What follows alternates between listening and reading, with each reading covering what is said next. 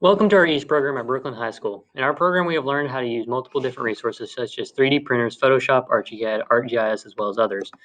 We have been able to make new contacts with some of our local community leaders, such as our mayor. We are excited to share with you some of the projects we have been working on this year. And first, here's a look into our EASE classroom.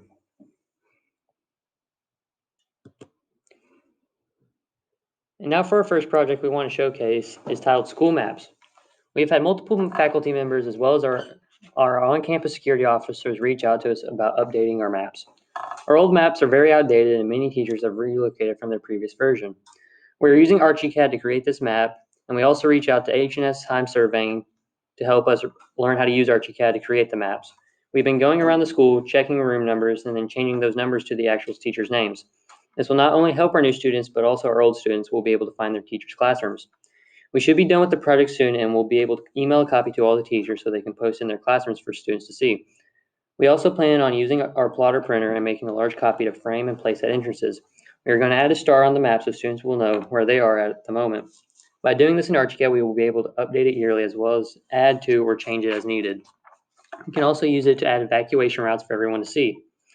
Now I'm going to send it over to my teammate Jake to let him tell you about his project. Thanks, Jordan. My project is called Johnny Cash Boyhood Home Digital Breakout. This project came to us from the director of the museum. She reached out to us because she wanted an interactive way to showcase the museum. Since COVID hit, visitors have not been able to see the museum, and she wanted to still give them a way to be interested and virtually visit the museum. I began by going to DICE and taking pictures of the Johnny Cash home, the outside as well as the inside. Then I used Google Forms and created a slideshow of the pictures as well as the information I'd gathered during my research. This gives visitors a way to learn details about Johnny Cash's life. I included this information in the slideshow as well. I then ended the tour with riddles. By answering these riddles correctly, you can break out of the digital breakout room. Then completely finished, this will be uploaded to the Johnny Cash Museum's website for visitors to interact with.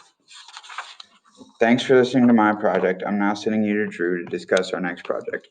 Thanks, Jake. For our third project, we've been working with a local probation officer on a project that we titled Police Mapping. When Officer Saylor came to us this past summer, he explained to us that his office had no real way of checking addresses for registered offenders. Instead, they spend their days driving around in a radius from the address given to verify if they can live in that location or not. We realized real fast how much time he and his partners have to waste just checking addresses. So we decided to create a map of Craighead County that would have all the non-livable areas shaded and make it much easier for them to look at instead of physically driving around. We decided to use ArcGIS to create this map. First, we had to learn how to use ArcGIS, so we attended a workshop as well as watched other tutorials. Then we started by making lists of all the churches, parks, and schools found in the county. Unfortunately, we realized not all are listed, so we have to reach out to the county courthouse for updated addresses as well. From here, we have been able to pinpoint the address and then create a shaded area around that address. This allows us to pinpoint a better location and are able to use this shaded area for other addresses as well. We are still in this project and hopefully we will have it done by the end of this school year. I'm now going to send it back to Jordan. Thanks, Drew. For our next project, we want to highlight our Bearcat Editing Shop. Throughout the year, we have many teachers, coaches, and administrators that need small jobs done without the need to pay a professional. We have many kids that are very interested in editing and look forward to these projects. Our first project came from our superintendent and SRO officer. They had tried a couple of ways to keep people spaced out at ball games like caution tape and blue tape. However, these didn't work very well, so they came to us and we used InDesign and created a do not sit sign. We laminated it and used sticky tape to adhere to the bleachers. This worked very well and lasted all basketball season. Also during the basketball season, we needed vouchers for our ball games so we could control the amount of people that entered the game. So we had a student create our logo in Photoshop, and then we pasted that into InDesign and created our game vouchers. This helped us save a lot of time and we were able to control our crowds easily. Another project came from our soccer coach. He came to us needing name badges created and printed for his soccer team's bags that included players' names and numbers. This was an opportunity for a classmate to learn how to use Adobe InDesign and was able to create what he needed. The last big project we did was edit the senior high cheerleader state championship board picture. One of their members was quarantined during the actual picture, and we were able to use Photoshop to edit and place her into the picture to make her look like she was there. That one was really fun to do. We have been really busy helping out our school, but that's all I have to share for today. I'll send it back to Drew for our last highlight. Thanks, Jordan. Our last highlighted project came from a local musician. He had a t-shirt made for himself, but unfortunately had used a copyrighted guitar. He reached out to us to create a guitar that he could use to print on his own shirts.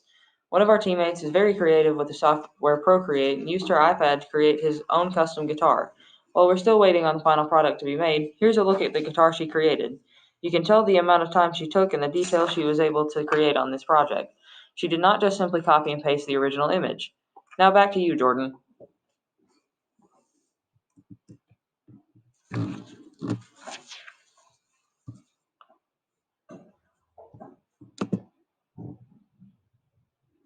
Thanks, guys. I hope you all have enjoyed our presentation and short glimpse into Brookland High School East program.